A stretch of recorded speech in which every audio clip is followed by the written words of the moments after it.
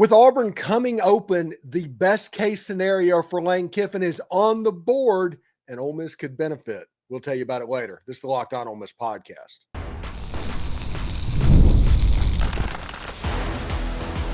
You are Locked On Ole Miss, your daily podcast on the Ole Miss Rebels. Part of the Locked On Podcast Network, your team every day.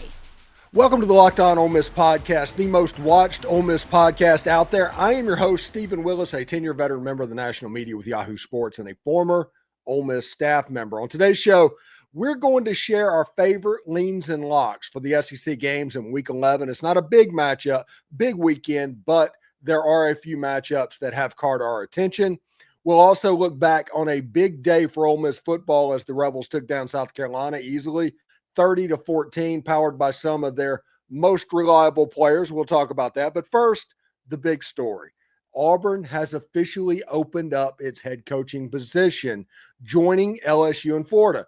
And if Lane Kiffin stays at Ole Miss, this offseason could become the most pivotal in the Ole Miss program history. With so many SEC rosters expected to turn over, Lane could use the transfer portal to elevate Ole Miss yet again to the elite tier in college football in just one more cycle. And if people want to fill the void with speculation, well, we can play that game too.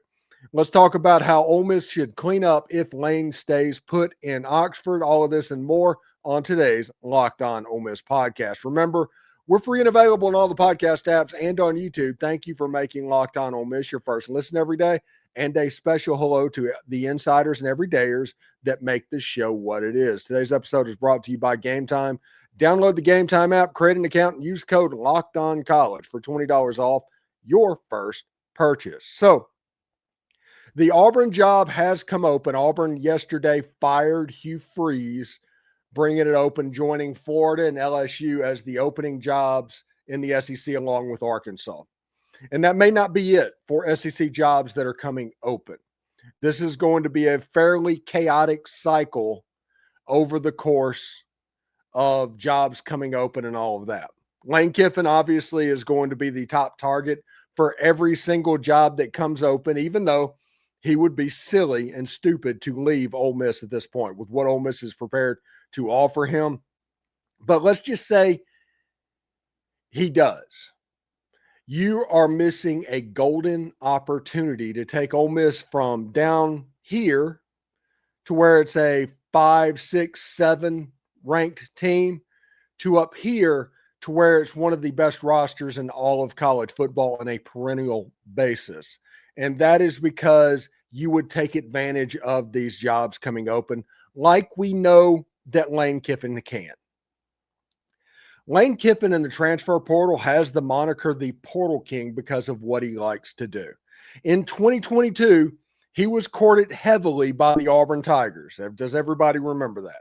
In 2022, he was courted by Auburn, and the Ole Miss fan base responded by memberships in the collective and all of that stuff. The same stuff is happening right now, by the way.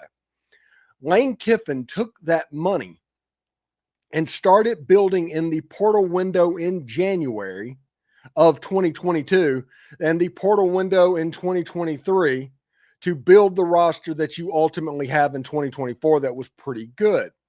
But it had to build up. You added the Jared Ivies, the Jackson Darts, those dudes as the roster got better and better and better, as Ole Miss found a little bit of a niche in the transfer portal. This isn't new information. I'm telling everybody something they already know. But that was with one job, the Auburn job. And Auburn came at Lane Kiffin with everything they had. About Halloween is when Brian Harsin got fired that year, if everybody remembers that.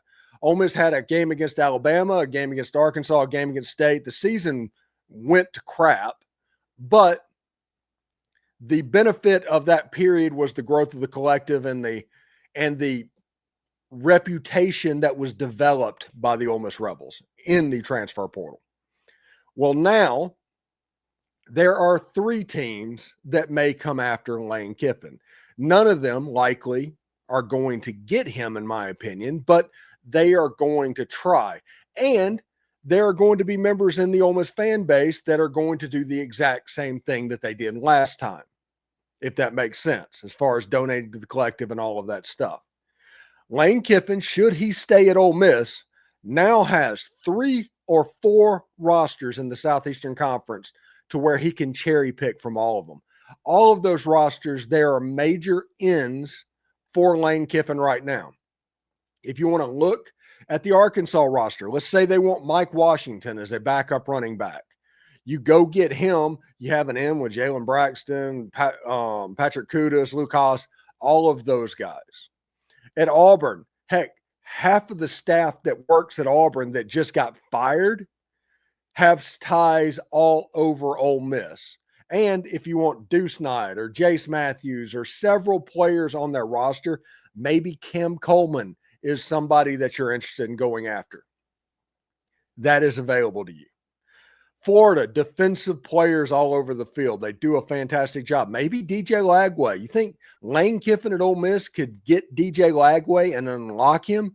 I think he could potentially. But Jaden Baugh at running back, maybe you go after him. LSU, the Weeks brothers.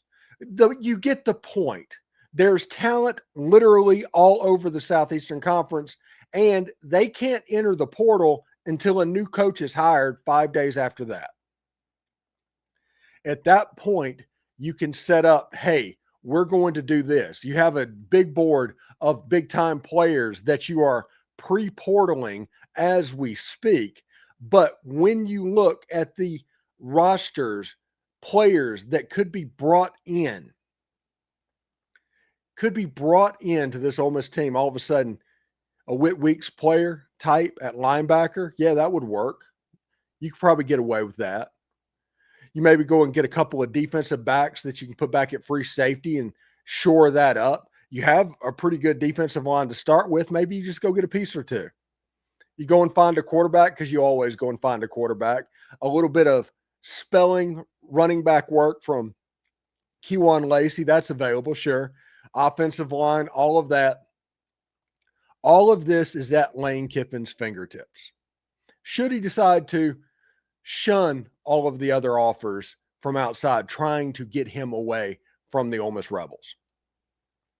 Ole Miss is the school in the unique position to go from a bubble elite team over the last couple of years to a really elite team. We're talking about turning that last corner. They're 8-1 this year, and we're going to talk about in just a second the win over the South Carolina Gamecocks. And you have the Citadel coming up, you have Florida coming up at home, and you go on the road to Mississippi State. All 3 games you should be 10-point favorites against that day.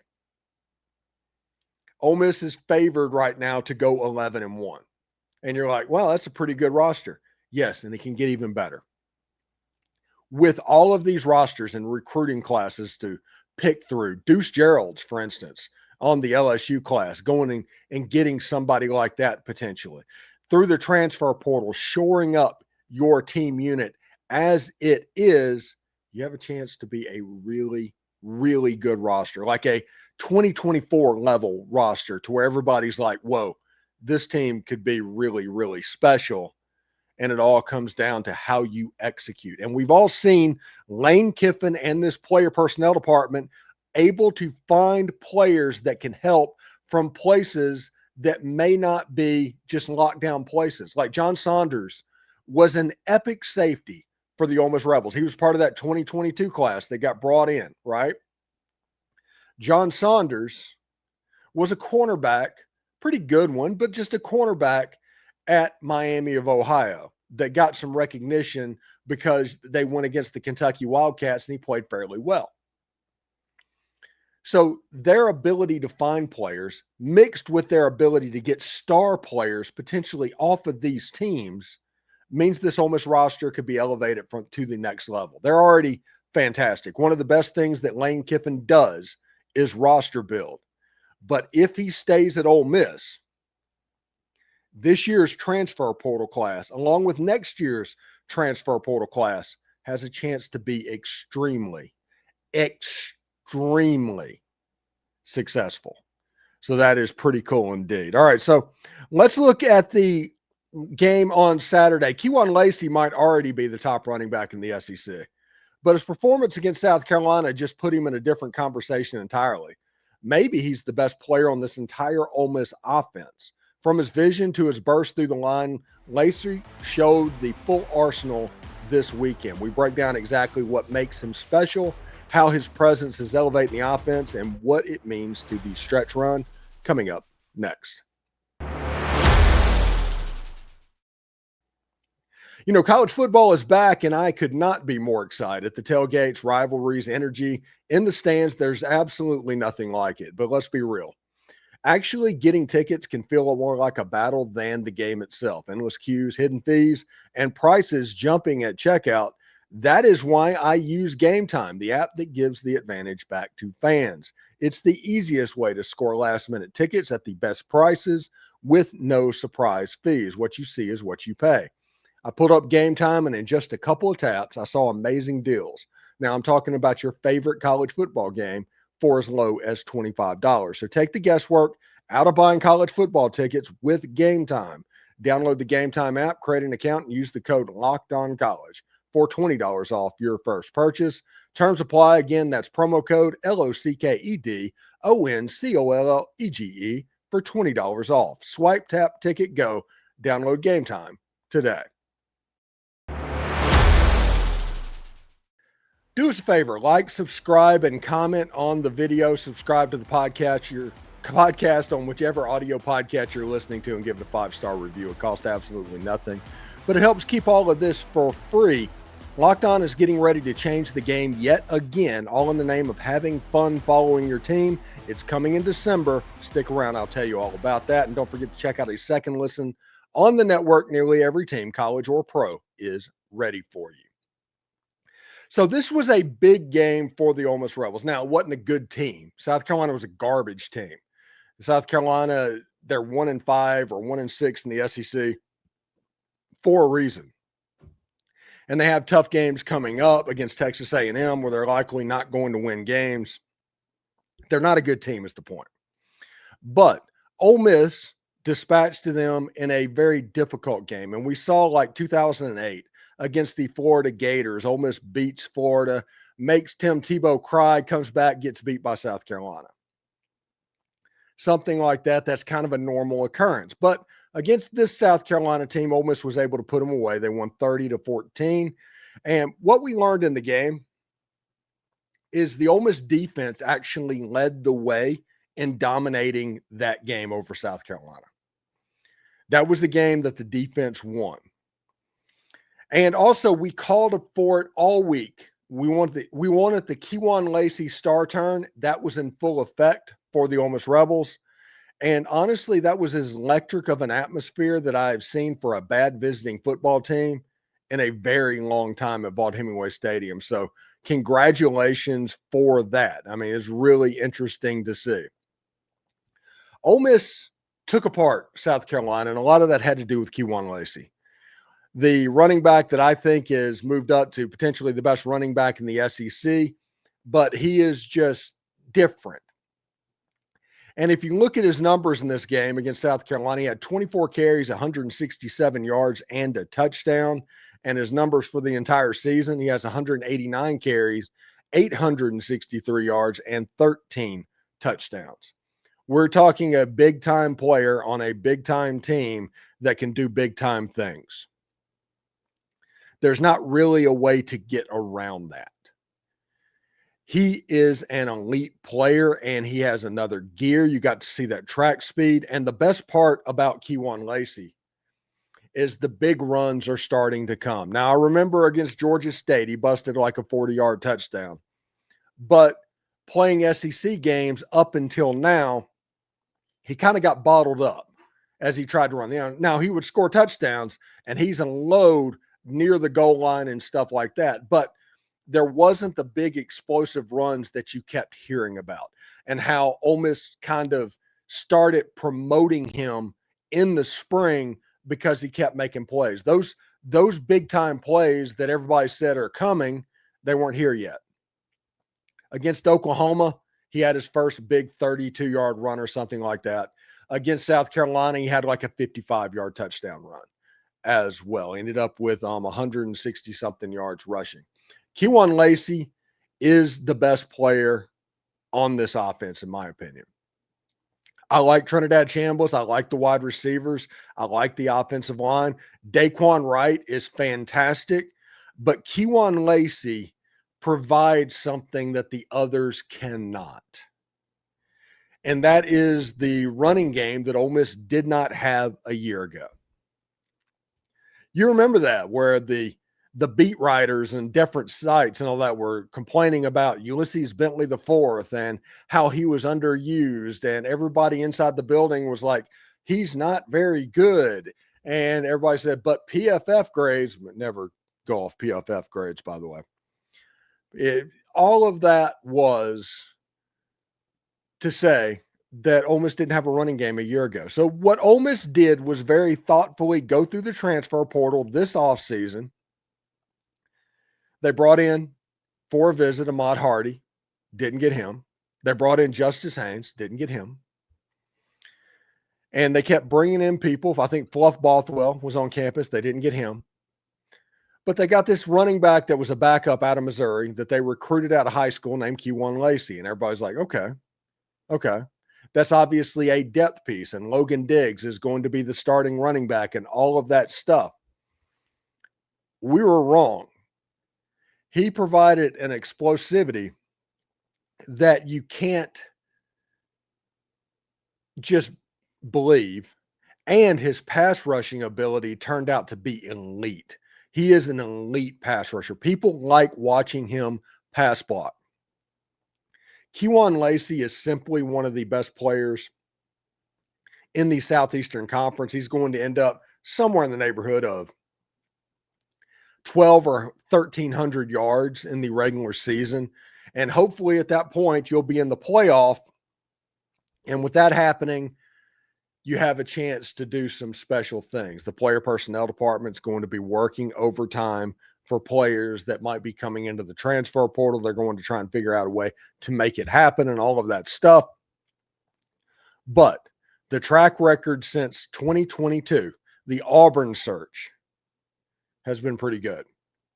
And before we get out of here, we do want to talk about Suntarine Perkins, because he had his best game potentially as an Ole Miss Rebel. Suntarine Perkins had 6 tackles. I know that's not a ton of tackles. He's had more tackles before, but he had a sack and a half and was a menace to Lenore Sellers in the game and had an interception as well. He simply was a dominant player. Him and Prince Will Amamielin, they kind of are taking over that defensive line. Against Oklahoma, they were able to get some pressure. Against South Carolina, they were able to get some pressure. Now, will that continue against the Citadel? Will that continue against the Florida Gators? Will that continue against the Mississippi State Bulldogs? We will have to see. But Suntarine Perkins and Prince Will Amamielin kind of getting right, that is a very big step, helping out a Will Eccles, a Jam Brown, a Xavion Harris, Cam Franklin, those guys on the defensive line. So I'm pretty excited about that right now and what could potentially end up as a defensive line. We said in the preseason back in August when they were doing fall camp, that this team will go as far as the defensive front 7 will take them. We said that. It's going to be up to the defensive front 7 to take them. And they were 1 4th and 2 stop away from right now being 9-0. 1 4th and 2 stop. They weren't able to make it. They're 8-1 at the moment. But this defensive line is getting better and better and better. And if you look at the pressure numbers, if you look at the sack numbers of Prince Will Amamielin or Suntarine Perkins, you can actually see now the development happening on this front 7. The addition of Andrew Jones as a linebacker has been a game changer for this Ole Miss defense. It's made TJ Daugherty more effective as well. Now is to check on the defense. And against South Carolina, listen, they got burnt on a deep pass to Nick Harbor, which, no harm, no foul on that one. People will get beat by Nick Harbor about once a game. But after that, and other than that, they gave up about 150 yards passing to go with the 50 yards rushing that was given up. This Ole Miss team is in very good position. By the way, they got Mike Shula fired, by the way. So we'll see exactly how that goes and where they are going into the Citadel game and beyond. It should be interesting to see. In our final segment, we're diving into Week 11's leans and locks across the SEC. It's shaping up to be another wild weekend. Spreads are tight, favorites are shaky, and a few underdogs are looking ready to cash. We'll break down all the key lines, matchups, and value plays you need to know heading into Saturday. All of that and more right after this. The NBA is back, and there's no better place to get in on the action than FanDuel, the official sports betting partner of the NBA. Even if you missed the start of the game or you want to ride the hot hand, FanDuel has live bets on everything from who will score next to fourth quarter comebacks. Plus, you can even combine your live bets into a same-game parlay for a shot at a bigger payout. It keeps every game exciting, especially when your team is making that late push. Right now, FanDuel is giving new customers $300 in bonus bets when your first $5 bet wins. So head to FanDuel.com to sign up and play your game with FanDuel, the official sports betting partner of the NBA. All right, it's time for our Week 11 SEC lines presented by FanDuel. Listen, when it comes to this SEC slate, in early November, it gets kind of sparse. For whatever reason, the second bye is coming up. And because of that, the number of games might be a little bit less. For instance, Ole Miss takes on the Citadel on Saturday, but I think there's 5 conference games outside of that as well, and several people are on buys as well. Georgia is at Mississippi State. They just got through with the cocktail party, a hard-fought game. Georgia's favored by 7.5 points over the Bulldogs.